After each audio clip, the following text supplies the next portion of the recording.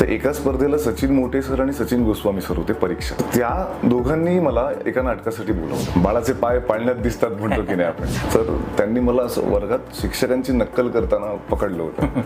म्हणून म्हणतात ना की आपली आवड जेव्हा आपलं व्यवसाय होते तेव्हा माणूस नॅचरली दुसरा कुठलाही व्यवसाय केला असता पण तो तितका मन लावून नाही करणार जेवढा त्याची आवड त्या व्यवसायामध्ये जेव्हा रूपांतरित झालेली असते ना तेव्हा तो माणूस जास्त मन लावून काम करतो. त्यामुळे चांगलं केलं तर तेही तेवढंच रॅपिडली पसरतं. आणि माती खाल्ली तर ते डबल स्पीडनी पसरलं. त्यावेळेला नाटक शिकवायला नव्हतं किंवा सांगायलाही नव्हतं. जसं मी म्हणालो की स्पर्धेतनं काम मिळतं यावर माझा भयंकर विश्वास आहे. म्हणजे मला तर असं मनमे लड्डू फुटा झालं की 3 कामं आली आहेत आपल्याकडे. एवढा आनंद झाला होता मला. अद्वैत दादरकरांचा त्यावेळेला खूप सहवास लागला. सगळ्यात आनंदाची गोष्ट असते की आपल्या नाटकाचं म्युझिक अशोक पत्की करतात. प्रत्येक लेखकाची अपेक्षा असते एक मनात किंवा एक सुप्त इच्छा असते की बाबा गुरु ठाकूरांचं गाणं माझ्या नाटकात असलं पाहिजे. खूप फास्ट काम करावं लागतं तिकडे यार. तिथे वेळ नाही कोणाला. बरोबर. तिथे कोणी तुमच्यासाठी थांबायला तयार नाही.